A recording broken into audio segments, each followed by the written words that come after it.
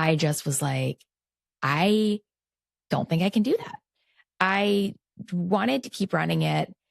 I needed space. I needed marketing. I was too afraid at the time to do any sort of like bank options. And really nobody around me was looking at me saying, you should do that. Everyone's like, well, guess that's that. And I certainly don't like fault anyone who, was around me at the time, but I just didn't push maybe as far in terms of what other resources or grants or what other options were available to me. Do you have a brilliant product idea but don't know where to start to get it made? Or are you looking to level up your product but afraid to take it overseas? If so, you're in the right place. Hi, I'm Jackie. And I'm Erin, and we are the Sourcing Gals, your trusted guides to everything you need to know about sourcing, manufacturing, and scaling your product overseas. Whether you are just starting out or you've been making your own product for a while, we are here to help women source products overseas without the overwhelm. In each episode, we'll share insider tips, actionable strategies, and inspiring stories to help you source more effectively, save time, and boost your profits. Duh! We know how hard it can be to juggle the ins and outs of product development, but don't worry, we've got your back. So grab a cup of coffee, get comfy, and let's dive into how you can grow your business, make more money, and turn your products into profit. Welcome to the Sourcing Gals. Now let's get started. High five. High five.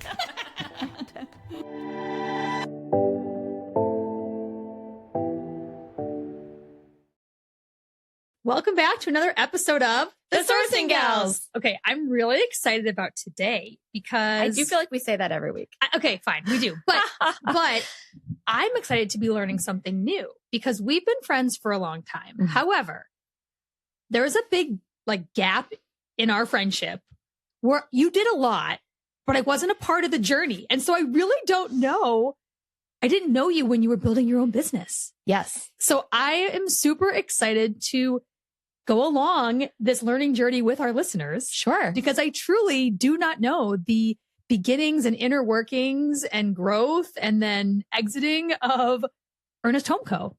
Yeah, it was a big part of my life for a long time. So it place me we were at A&F, from 05 to what years? 13. Okay. So I left in 10, you left in 13. And then I started this in 13. Okay. So it's literally coming right out of corporate retail. I left ANF to launch this brand. Okay. This is Earnest so Home exciting. Co. Okay. Yeah. Okay. So start at the beginning. I knew that you were also a blogger. Yes. A very successful blogger, mind you. Yes. So did that play into It was this? a big part of it. Okay. Yes. Okay. So take us to the inception of Earnest Home Co. Yes. So I started out as House of Earnest. Okay. Was the name. That was it. Back in the 2010 era. It was House of this, House of that. That was just the name of the blog. And it was really the beginning of mainstream blogging.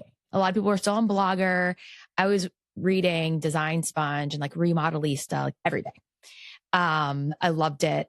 And for me at Abercrombie, I was getting to the point in my career there where every day was a fire to put out. And it was just, I needed some creative outlet that was not that. Yep. Also because I'd risen in, levels to the point where I was managing less than I was creating. Mm-hmm. And that for me was hard because I love creating. Mm-hmm. And so not being the one who would think about, how would we change this thing? Or how would we design this thing? It wasn't fulfilling anymore in my 9 to 5, or 7 to 7. Yeah. Yes. And, I was newly married. We were, living in a house, but we didn't have children. And I just needed something else for my time. And so I started the blog. It was home decor. And it's it makes me cringe to go back and look at some of the stuff because it was actually just the era, but still it was not good. Okay. But even even though it was the era, I've seen some of the things that you've designed and developed, and you were definitely years beyond the era. So give yourself credit there. Yes, thank you. And I was working with like, 125-year-old farmhouse at the time. And so I was trying to renovate it and all this stuff. But anyway, to try to make this, 7-year endeavor fit into a podcast, I started doing a lot of DIY projects because there's only so many home renovation projects you can take on and work a full-time job and actually complete. Mm-hmm. And, so I started making like smaller things, and I would do a craft project and then I would teach people how to make it like a DIY. And I used to get a lot of people being like, cool, but can I just buy it? Like, I don't want to make this thing, because they were moderately complicated DIYs. As your crafting typically is. My crafting typically is moderately complicated. Even like, with like even our nails, me and my daughter's nails, I go like the step beyond and buy. If anyone's watching on YouTube, the beautiful gold foil sign behind us, Erin handmade that. Yes. Painstakingly. So it's just, I love like a big challenge. And so a lot of my DIYs were next level. And I knew that. So then I just started thinking, well, what if I mass manufactured some of my most popular DIYs and sold them? And I thought that seems like a natural progression. Yeah, I would agree. And so I kind of got into doing that, and I found some suppliers. Where'd you go? What countries were you? Mainly India. Okay. And why India? I think because I initially got the idea when I was traveling in India. I was at the market there, and there is a rug that's currently in my basement, and I bought it for $15 maybe in the market in India. And I just thought immediately, I would love to make one of these my own design. And so that was kind of, the rug was really my first thought of, I can do something like this. Yeah. Like, this would be good. And oddly enough, the rug was my first sellout item as well. It sold out in like a month. Amazing. And yes. And, so that's what gave me the idea. So I came back and kind of started putting pen and paper on it, thinking about what the assortment would look like. And some of it would be my own DIY. Some of it would be just like twists on things I found in the market that I thought were a good margin or a good price point that I knew I could riff on. And I put together a 20 SKU assortment and together a website and all of those things. So 20 styles is a lot of styles to go to market with compared to what we preach about typically for product-based businesses. And we'll talk about that later as well. So I'm curious, had you been kind of siphoning off money? Was your blog making money? Like, how did you approach the financial implications of launching a 20 SKU and home decks? No joke, right? Like maybe towels are lower, but maybe you had some bigger items. Like, how did you build the model and actually like do the funds? Like, were you pulling from savings? Had you been saving up for this? I'm just curious. A little bit of pulling from savings. And I really just, again, I didn't have kids. I was working like a very lucrative day job. So I saved. Yeah. Okay. So you saved up money. Again, you have a background in manufacturing. So that obviously gave you a leg up with working through these items. What was maybe one of the most challenging items when you were launching with 20 different SKUs, different products? Was there one that you were like a little bit harder to get across the finish line than others? Yeah, I had a lamp, and I had no experience in anything electrical. Even the necessary labels and guidelines to bring it into the United States, I had no clue. That one probably cost me the most in headaches and in actual money and in testing and in compliance. Interesting. So what you knew least about. And in shipping, because it was huge. Okay. Well, yeah, there's the freight piece too. Okay. So you eventually bring these items in, and like, then what happens? Like, you drop these 20 SKUs and. Sure. So it was when I say it was a tight assortment, it was a big breadth of products. Okay. So I had a lamp, I had a rug, I had tableware, small little wooden like canapé plates, some little golden like confetti type champagne glasses, pillows, hand towels. Actually, one of these pillows I'm sitting on is an OG. Yes. Love the gold exposed zipper there. Silver lurex. Very nice. Yes. That's, love that. I wanted something that was like a classic, but had a little bit of like glam, a little bit of glitz. And so everything was like black, white, and gold. Okay. Gold or silver. It was this like very tight collection. But, again, it ranged home decor products where it really, really flexed my product development skills. So I made the incorrect assumption that my blog, with as much traction as it had, as many followers as it had, that it would really do the heavy lifting when it came to marketing. And it did not. I sold a lot off the bat when I launched, and it did well. Like the store generally did well. But it wasn't a long-term marketing plan. And it was short-sighted. I didn't know, coming from the background I had in retail, where I was not on the marketing side of things whatsoever. We've talked about this before. Yes. And even with Abercrombie at the time, they were not marketing. Yeah. Their whole mentality was like, if you build it, they will come. Yeah. And they come for the brand and they stay for the brand. And that's kind of it. Well, I mean, I was an individual person with a blog. I didn't have that type of brand identity or brand clout. But that's what I knew of selling product. And so that's the route I went. And I didn't put enough, this is already jumping to like lessons, but I just didn't market enough from the get-go. And so while my product did well, it didn't have, it wasn't like building. Yeah.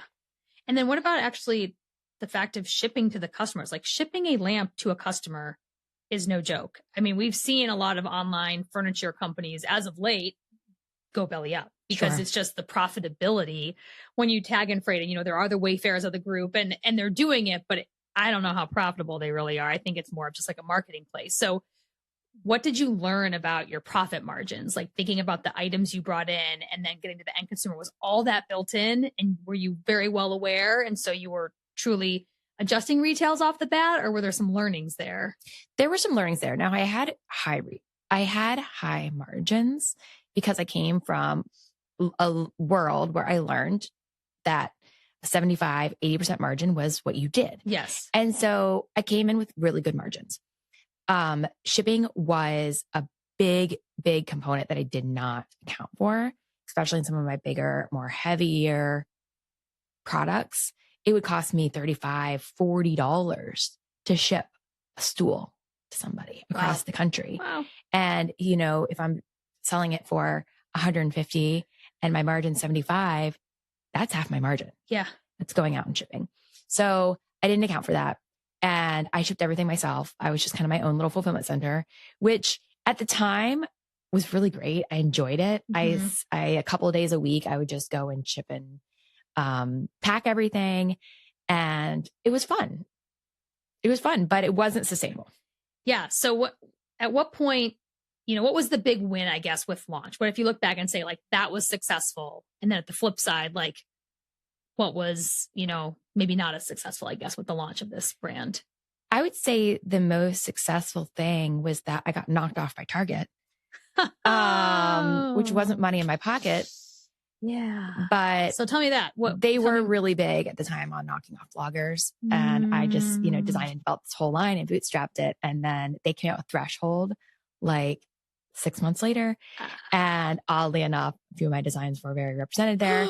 Target, shame on you. I didn't have the wherewithal or the money or the gumption to do anything about it. I was just like, oh, what jerks. And I went about my business.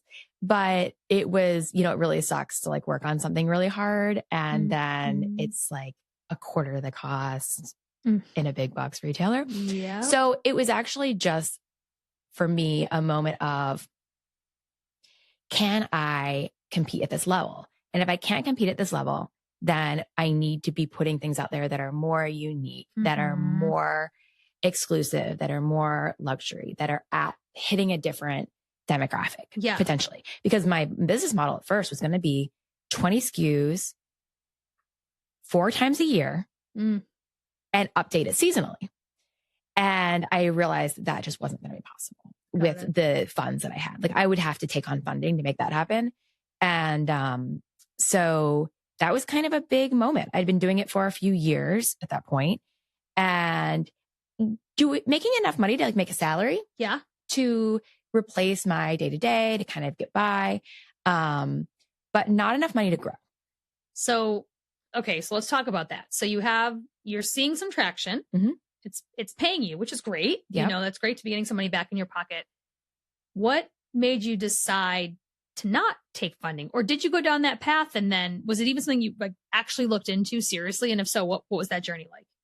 We had a close friend who had, through a trust or a will or something, gotten like a bunch of money and was very interested in investing in me and my brand.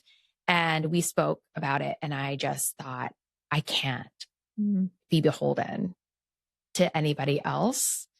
I think if it were like a bank, I might have felt a little differently, but it being like a friend, I did not feel like I could do that. And there were other things I think about running this brand solo that were starting to wear away at me a little bit. Like I didn't have anyone to do any of the little things. Yep.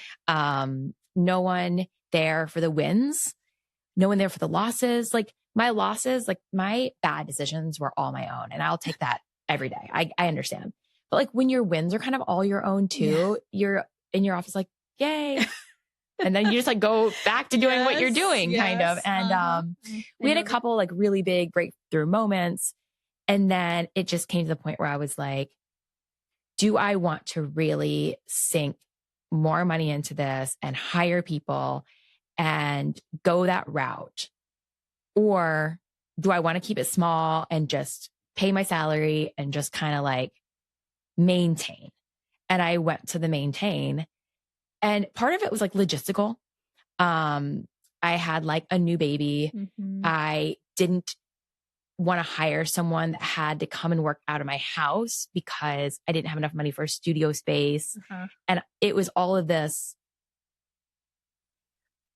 kind of catch-22 growth issues, which I know a lot of people deal with, which is that if I don't spend a bunch of money on the marketing, I won't get the income to hire the people to take the next step. And it's just this. Yeah. So it all kind of boils back down to I should have allocated more of my working capital to marketing. Mm-hmm. And I didn't. Mm-hmm. I spent it on product. As you think about your business, you said you're doing it for 7 years, you said 5 years?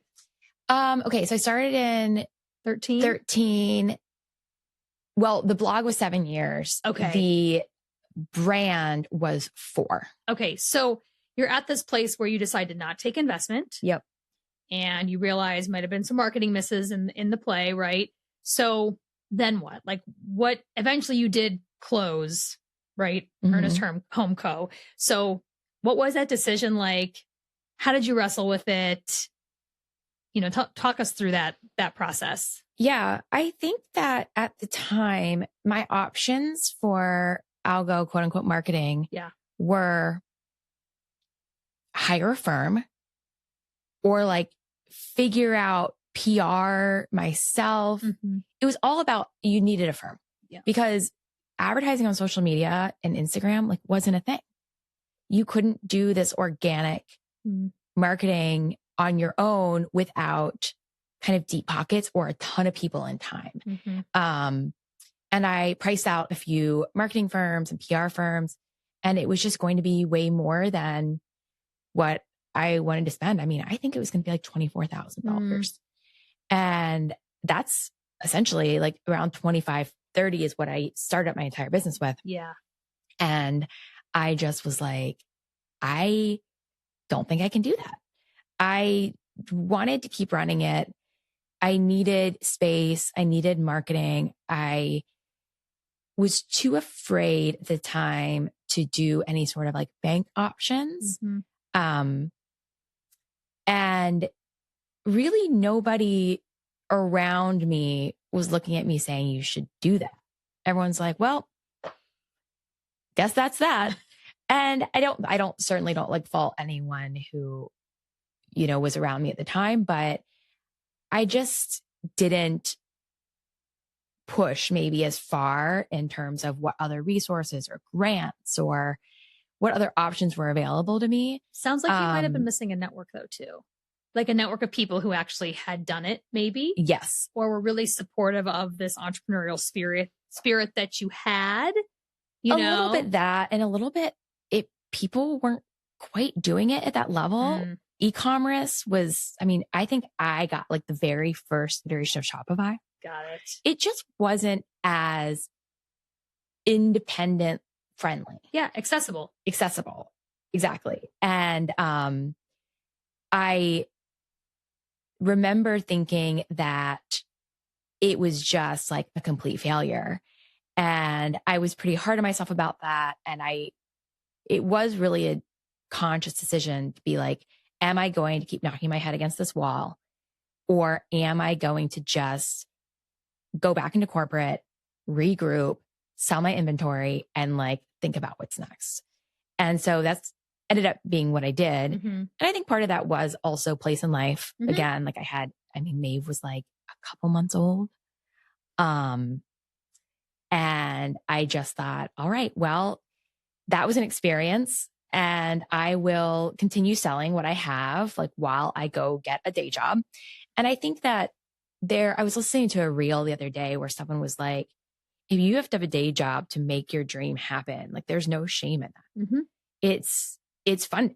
Yeah. It's getting you where you need to go. So that's kind of where I took it, and like really pare down what I was doing, go back to a 9 to 5, get that healthcare, get that ability to have daycare. Cause that was a big thing too. Yeah. I'm trying to run this business from home. Yeah. I have a baby. Yep. What am I supposed to do during the day? Yeah. And, Matt had just gone back, just started his MBA program. So he was like in his MBA full time and working full time. And we just needed more support than really what it took for me to be an entrepreneur. And so I went back to work and I sold my inventory. So that had to be lots of feels. Lots of feels. Lots of feels on top of lots of life happening.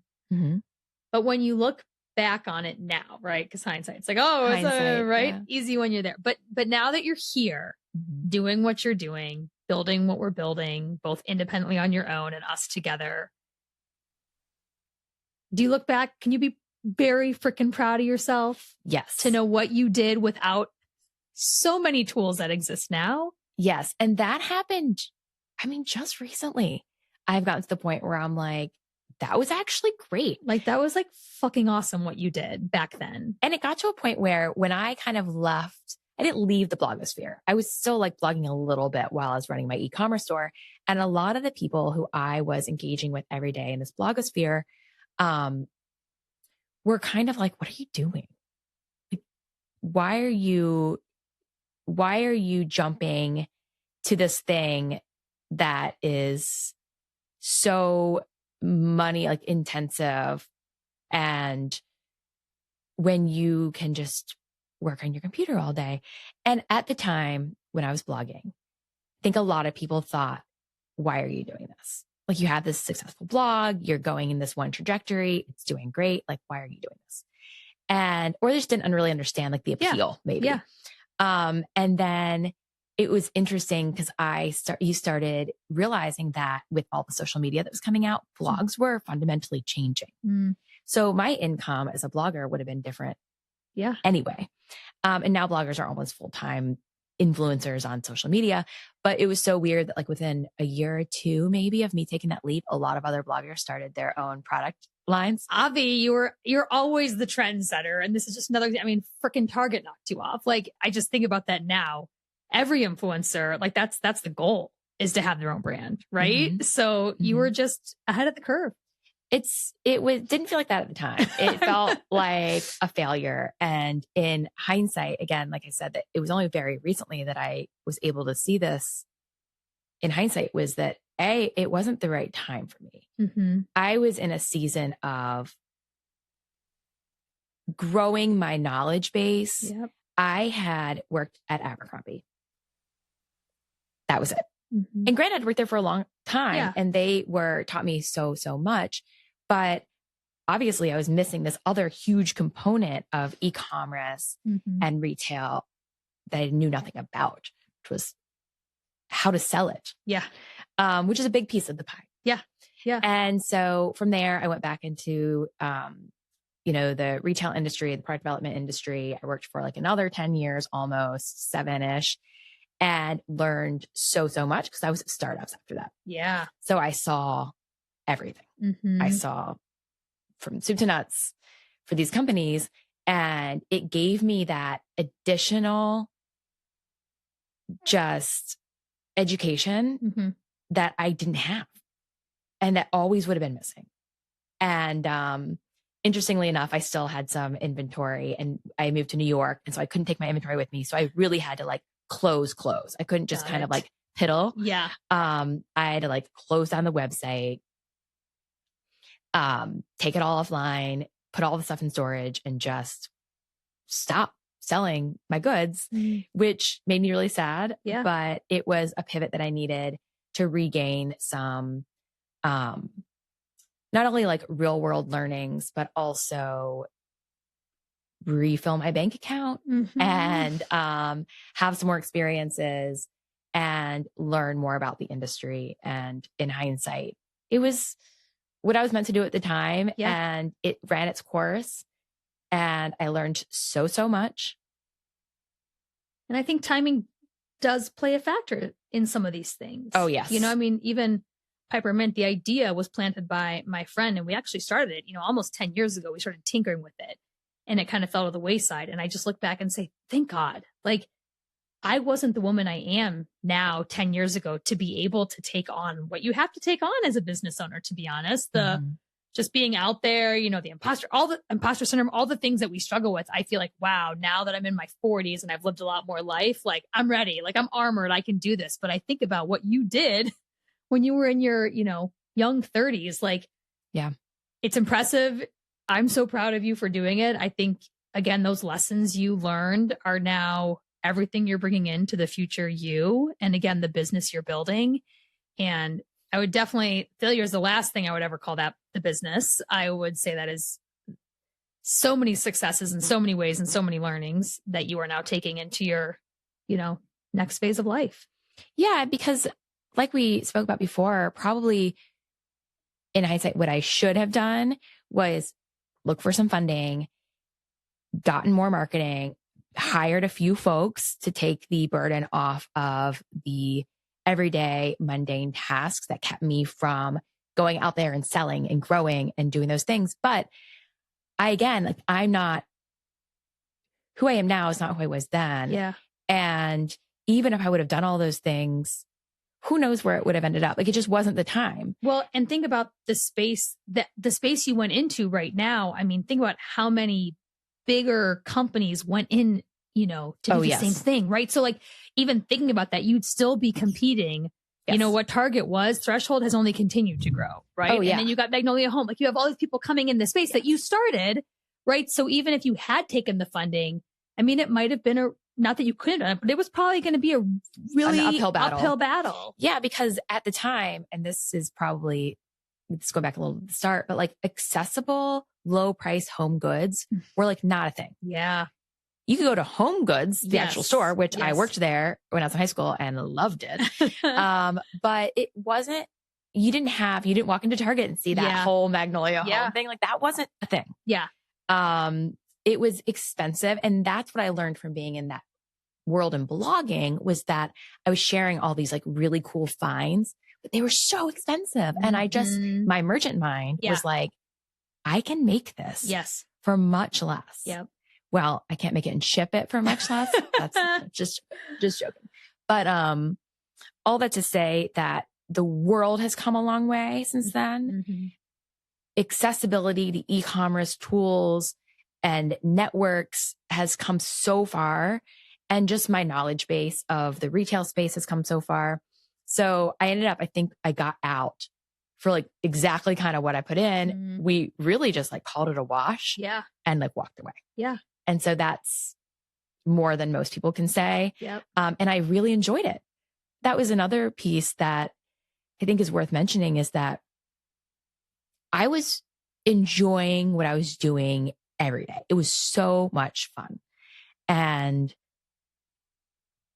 it served its purpose at that point in my life, honestly. Yeah. Well, I think that's so many, important lessons. I'll let you leave the last words with those maybe that have a business and maybe they're struggling, maybe they're feeling some rub. Maybe they're feeling like, is this in alignment with my future? So I guess what would you say to someone who, maybe isn't on the brand new launch side, but maybe at the tail end of something? Like what would your advice be to someone who might be struggling at this point? I think that my advice would be to look at what your day-to-day looks like and do you enjoy it? Are you enjoying what you're putting out there every day? Are you living the life that you envision for yourself while you're doing this? The answer is yes. Keep doing it. Who cares if you're not like knocking it out of the park and making millions? That may not be the purpose. Mm-hmm. But if you can sustain your business, if you're doing what you love, great. If you are not sustaining your business and not doing what you love, it needs a second look. Yeah. And it either needs to be changed. The product needs to be changed. You need to really be honest with yourself about what you're focusing on and what you envision for yourself, long term. If you love what you're selling, people aren't buying it, there's a reason. Mm-hmm. We talk about this in so many episodes. Like you might need to go back to the drawing board and tweak what you're selling. Yeah. For me, that was what I needed to do, along with the marketing, along with shipping, along with a couple other things. But I shouldn't be selling things that are this big in glass. Like that's ridiculous. I can't ship those across the country as a party of one. Yeah. So I should have made it easier on myself. And so that's kind of part of it. If you're enjoying every day and you are making a salary that you're proud of, awesome. Yeah. Do it. But if any of those things feels off, like relook at your product or relook at what your goals are and try to correct back to there. And it might take a closing, a relooking, going back and getting more capital or pivoting into another industry. It might take a closing. And I think there's so many very successful, every mega successful entrepreneur who has a podcast, who has a following, who has an Instagram account. It's not success after success after, No. It's just not the way it works, but they don't also call it failures. No. They call it learning. Like every failure has a takeaway, it doesn't mean that it doesn't hurt. Right. It might not be a little hit to the ego, but when you can get through that mindset shift and say, okay, I was there, I tried. What's the learning? That is how people have rebuilt and rebuilt and rebuilt and continue to do it. And to be honest, if I really looked very, very deep in my product and in my shop, there are things that I could have done different with the product as well. And I didn't take feedback great at that point in my life either. If someone didn't have something super positive to say, I'd be like, well, that's them. And that in hindsight, like, no, that's the market. Yeah. You can't take it personal. Yeah. You have to produce something that the market's willing to buy, not just something you like. Yeah. And so that was kind of another lesson. Like people who decorated exactly like me loved the stuff. That was a narrow niche. And in some aspects, that's great to have a narrow niche, but in other aspects, you're just not going to sell. Yeah. So anyway, I could have done a lot different. I learned a lot. It took a long time for me to look at that and say, this was a learning. People always told me that. And I thought, oh, well, easy for you to say. Yeah. Eye roll. Yeah. Mega eye roll. But now, let's think it's 8 years after I closed the shop. I can look at it with such fresh eyes and know exactly what I would do in a different product category, in a different business. And I've done all of those things differently. See? And if you hadn't done that, you'd be starting all over again, So now you're building on those learnings. Now you're going to get there faster, get there quicker, get there smarter. We now know that you can get help. And we'll have a whole episode about that, about how as a startup entrepreneur, you actually can get help at an affordable price, which I'm super excited to have that episode drop here in the next coming weeks. But I just thank you for being vulnerable and telling us about your journey. I'm sure this resonated with a lot of people that might, again, be grappling with what to do next. And I love that. I love that idea of how does it feel to you? What matters is your business matters to you, and can it be sustainable, and does it feel good? Or if you have bigger dreams and you have bigger thoughts, then it might take a pivot. It might take a close. It might take a relaunch, It might take investments. Yeah. It might take reaching out and just saying, hey, I need help. Yep. I want to be here and I'm here. Yep. And I was also like a little maybe too proud to do that, to say like, hey, this isn't going great.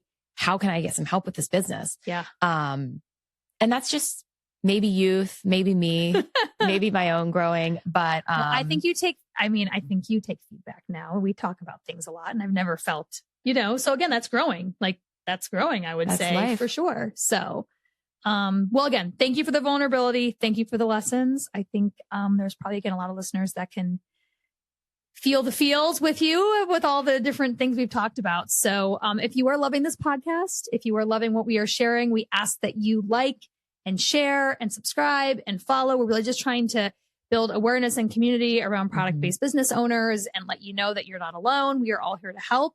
Drop us a DM. We try to answer everything we can. And so that's it for today. So thanks, Erin. Right. Until the next time on The Sourcing Gals.